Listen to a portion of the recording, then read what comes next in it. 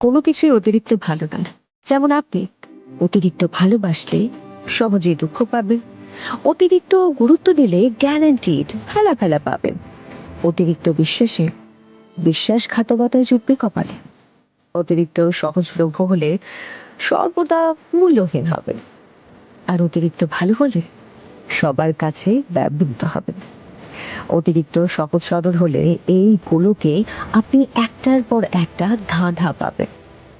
অতিরিক্ত নরম হলে আপনাকে ঘাসের মতন মারিয়ে দেওয়া হবে। অতিরিক্ত মিশুকে হলে ব্যক্তিত্বহীন হবে। আসলে পরিমাণ জানাটা ভীষণ জরুরি, বুঝলেন?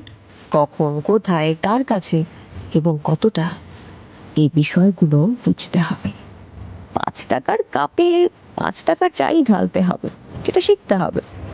নয়তো টাকা এবং চায়ের অপচয় সেটা কাপ পড়ছে না, সেটা করছে আপনি।